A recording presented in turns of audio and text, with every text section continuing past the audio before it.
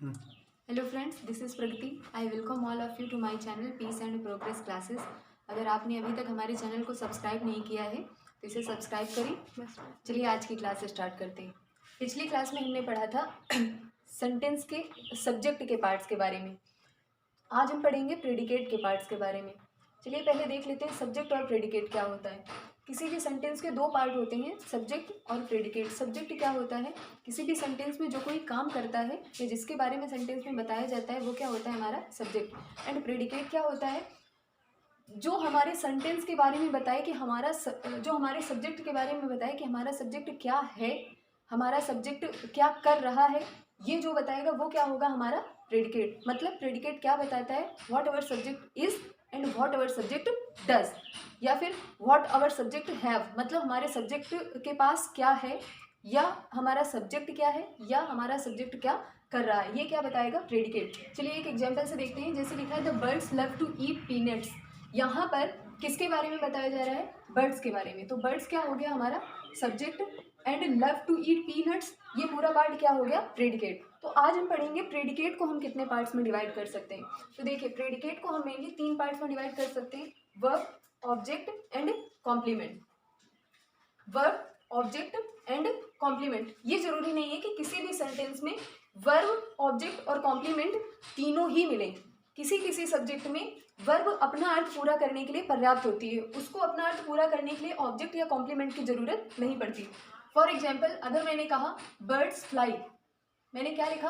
Birds fly, मतलब चिड़िया उड़ती हैं। तो यहाँ पर इस फ्लाई का अर्थ पूरा करने के लिए हमें किसी और दूसरे वर्ड की जरूरत नहीं है। ये फ्लाई अपने आप में कंप्लीट है अपना अर्थ देने के लिए। तो इन तरह के वर्ब में, इन तरह के वर्ब को अपना अर्थ पूरा करने के लिए ऑब्जेक्ट की जरूरत नहीं होती है। तो वहां पर प्रेडिकेट में केवल एक ही पार्ट होता है हमारा, क्या होता है? वर्ब। अब ये वर्ब भी दो टाइप्स की होती हैं, helping verb and main verb. Helping verb क्या होती हैं? जैसे do, does, is, am, are, was, were, कुछ भी हो सकता है। मेन वर्ब क्या?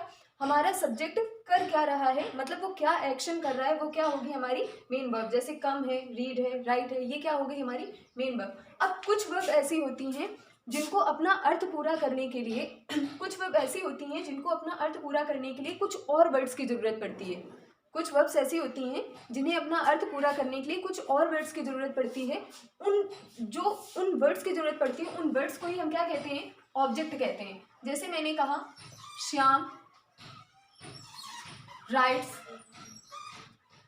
श्याम राइट्स, मैंने क्या लिखा? श्याम राइट्स, मतलब श्याम लिखता है। लेकिन श्याम क्या लिखता है?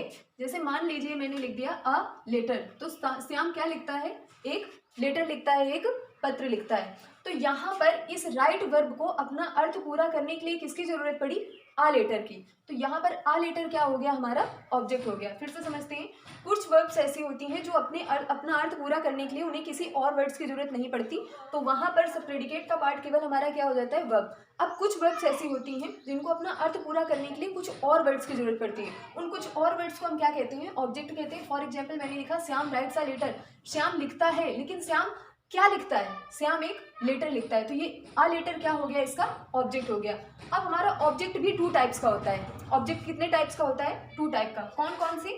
Direct and indirect. Direct object क्या होता है, इनडायरेक्ट ऑब्जेक्ट क्या होता है? तो डायरेक्ट ऑब्जेक्ट मोस्टली कोई नॉन लिविंग थिंग होती है। ठीक है, डायरेक्ट ऑब्जेक्ट क्या होता है? मोस्टली कोई non living thing. Non living thing में कोई, जैसे मान लीजिए बुक हो गया, टेबल हो गई, वॉच हो गया, ये सब क्या है? नॉन लिविंग थिंग है। तो ये क्या हो गया? Direct object. And indirect object क्या होता है? इनडायरेक्ट ऑब्जेक्ट कोई भी लिविंग थिंग हो सकती है या फिर कोई पर्सनल प्रोनाउन हो सकता है। लिविंग थिंग का मतलब कोई नाउन आ सकती है या फिर कोई पर्सनल प्रोनाउन आ सकता है। पर्सनल प्रोनाउन का मतलब क्या हो जाएगा? जैसे कि मी आ गया, अस आ गया, यू आ गया, ये सब क्या है? पर्सनल प्रोनाउन है। तो हमने क्या पढ़ा कि कुछ वर्ब्स को अपना अर्थ पूरा करने के लिए कुछ वर्ड्स की जरूरत पड़ती है। वो वर्ड्स क्या होते हैं? ऑब्जेक्ट। और ऑब्जेक्ट भी टू टाइप्स का होता है, direct and indirect. Direct object को हम नॉन लिविंग भी कहते हैं, नॉन लिविंग भी पहचान सकते हैं। मतलब डायरेक्ट ऑब्जेक्ट मेनली क्या होगा? नॉन लिविंग थिंग होगा, जैसे बुक है, टेबल है, वॉच है, ये हो सकता है। एंड इनडायरेक्ट ऑब्जेक्ट क्या होता है? इनडायरेक्ट ऑब्जेक्ट कोई लिविंग थिंग हो सकती है या फिर कोई पर्सनल प्रोनाउन हो सकता है। तो लिविंग थिंग या पर्सनल प्रोनाउन, जैसे देखिए मी है, अस है, यू है। लिविंग थिंग में क्या? कोई नाउन आ सकती है, मतलब किसी का नाम भी आ सकता है। नेक्स्ट है जैसे इसका एग्जाम्पल देखिए, she bought me a watch. तो यहाँ पर सेंटेंस में किसके बारे में बताया जा रहा है, यहाँ पर शी के बारे में बताया जा रहा है। तो सी क्या हो गया, सब्जेक्ट, एंड बाकी पूरा पार्ट क्या हो गया हमारा, प्रेडिकेट। अब हमने पढ़ी अभी प्रेडिकेट के पार्ट्स भी होते हैं। तो किसी भी प्रेडिकेट में the most important thing is verb. Verb किसी भी सेंटेंस का क्या होती है, हार्ट होती है। मतलब किसी भी सेंटेंस में वर्ब का होना बहुत जरूरी। जितना जरूरी किसी भी सेंटेंस में सब्जेक्ट होता है, उतनी ही जरूरी किसी सेंटेंस में वर्ब भी होती है। जैसे यहाँ पर बॉट, शी मतलब उसने, बॉट मतलब खरीदा, तो उसने क्या काम किया, खरीदने का। तो ये बॉट क्या हो गई हमारी, वर्ब हो गई। एंड अब आगे देखिए, she bought me a watch. तो इसको अपना अर्थ, उसने खरीदा, लेकिन क्या खरीदा, उसने खरीदा अ वॉच। उसने क्या खरीदा, अ वॉच। तो अ वॉच क्या हो गया हमारा, ऑब्जेक्ट, एंड मी भी क्या हो गया, ऑब्जेक्ट। अब लेकिन यहाँ पर दो ऑब्जेक्ट हैं। अभी हमने बताया कि जो ऑब्जेक्ट होता है वो 2 टाइप्स का होता है, डायरेक्ट एंड इनडायरेक्ट। तो डायरेक्ट ऑब्जेक्ट वो ऑब्जेक्ट होता है जो नॉन लिविंग होता है। तो यहाँ पर मी नॉन लिविंग है कि वॉच नॉन लिविंग है, वॉच नॉन लिविंग है।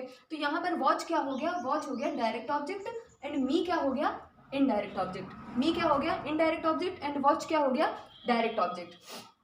चलिए और आगे देखते हैं। अब किसी भी सेंटेंस में हमारा जो ऑब्जेक्ट होता है वो कोई इन्फिनिटिव भी हो सकता है और कोई जीरंड भी हो सकता है। मैंने क्या कहा, किसी भी सेंटेंस में जो हमारा ऑब्जेक्ट होता है वो इन्फिनिटिव भी हो सकता है और वो जीरंड भी हो सकता है। तो इन्फिनिटिव क्या होता है एंड जीरंड क्या होता है। इन्फिनिटिव होता है 2 प्लस वर्ब की फर्स्ट फॉर्म।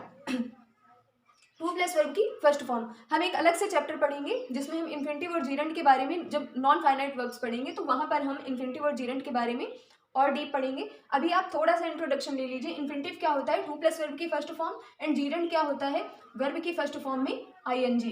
इन्फिनिटिव जीरंड क्या होता है, वर्ब की फर्स्ट फॉर्म में आईएनजी। तो मैंने कहा ऑब्जेक्ट डायरेक्ट और इनडायरेक्ट ऑब्जेक्ट के अलावा भी कुछ ऑब्जेक्ट हो सकता है। वो क्या हो सकता है, कोई इन्फिनिटिव हो सकता है या फिर कोई जीरंड भी हो सकता है। फॉर एग्जाम्पल यहाँ पर लिखा है Mohan gave a pen to me. Mohan gave a pen to me. तो यहाँ पर काम कौन कर रहा है, मोहन कर रहा है। तो मोहन क्या हो गया, हमारा सब्जेक्ट हो गया। एंड मोहन क्या काम कर रहे हैं, गेव, देने का काम कर रहे हैं। तो यहाँ पर गेव क्या हो गई, वर्ब हो गई। ठीक है, अब दे रहे हैं, लेकिन क्या दे रहे हैं, व्हाट का क्वेश्चन करने पर हमको ऑब्जेक्ट मिलेगा। तो क्या दे रहे हैं, अब पेन दे रहे हैं, तो पेन क्या हो गया हमारा ऑब्जेक्ट। लेकिन ये जो ऑब्जेक्ट है ये किस तरह का ऑब्जेक्ट है, मैंने कहा था नॉन लिविंग थिंग जो होंगी वो क्या होंगी, डायरेक्ट ऑब्जेक्ट में होंगी। तो ये कैसा ऑब्जेक्ट है, डायरेक्ट ऑब्जेक्ट है। And to me, to me भी हमारा क्या हो गया, ऑब्जेक्ट। लेकिन ये किस तरह का ऑब्जेक्ट है, ये टू मी। यहाँ पर मी क्या है, मी कोई पर्सन है, मी क्या है, कोई पर्सन है। तो ये क्या हो गया, इनडायरेक्ट ऑब्जेक्ट हो गया। नेक्स्ट देखिए, लिखा है सीता लव्स सिंगिंग। यहाँ पर किसके बारे में बताया जा रहा है, सीता के बारे में। तो सीता क्या हो गई, हमारा सब्जेक्ट, और जो बाकी बचा हुआ पार्ट हो गया वो क्या हो गया, प्रेडिकेट। तो यहाँ पर लव्स क्या हो गई, वर्ब, वो काम क्या कर रही है, लव करने का। तो यहाँ पर वर्ब क्या हो गई, लव्स। एंड सिंगिंग, वर्ब की फर्स्ट फॉर्म में आईएनजी। मैंने अभी आपको बताया कि वर्ब की फर्स्ट फॉर्म में आईएनजी क्या होगा, जीरंड होगा। तो यहाँ पर सिंगिंग क्या हो गया, जीरंड हो गया। लेकिन क्या है, ये हमारा ऑब्जेक्ट है। ठीक है, अब चलिए देखते हैं। हमने पढ़ा कि प्रेडिकेट के 3 parts, verb, object and complement. Verb mainly कुछ वर्ब्स ऐसी होती हैं जो अपने जिनको अपने अर्थ के लिए किसी दूसरे वर्ड्स की जरूरत नहीं पड़ती। जैसे मैंने कहा birds fly, girls dance, the child स्लीप्स। तो ये वर्ब अपने अर्थ के लिए किसी दूसरे पर डिपेंडेंट नहीं रहती हैं। तो ये वर्ब, वहां पर हमारा प्रेडिकेट केवल एक वर्ड का होता है। लेकिन कुछ वर्ड्स ऐसी होती हैं जिनको अपना अर्थ पूरा करने के लिए ऑब्जेक्ट की जरूरत पड़ती है। तो वहां पर ऑब्जेक्ट होता है, लेकिन ऑब्जेक्ट कितने प्रकार का, 2, direct and indirect. Direct object कोई non living thing, and indirect object कोई लिविंग थिंग। फिर कुछ सेंटेंस या कुछ वर्ब्स ऐसी होती हैं जिनको अपना अर्थ पूरा करने के लिए ऑब्जेक्ट के अलावा कॉम्प्लीमेंट की भी जरूरत पड़ती है। क्या बताया मैंने, कुछ वर्ब्स ऐसी होती हैं जिनको अपना अर्थ पूरा करने के लिए किसी ऑब्जेक्ट के अलावा कॉम्प्लीमेंट की भी जरूरत पड़ती है। तो वहां पर कॉम्प्लीमेंट भी हमारा, कॉम्प्लीमेंट को हम हिंदी में क्या कहते हैं, कॉम्प्लीमेंट को हम हिंदी में कहते हैं पूरक। तो कॉम्प्लीमेंट भी हमारा 2 टाइप्स का हो सकता है। किस तरह से, subject complement and object complement. Complement कितने टाइप का, 2, subject complement and object complement. Subject complement वो होता है जो हमें हमारे सब्जेक्ट के बारे में कुछ इन्फॉर्मेशन देगा, वो क्या होगा, subject complement. And object complement क्या होगा, जो हमें हमारे ऑब्जेक्ट के बारे में इन्फॉर्मेशन देगा।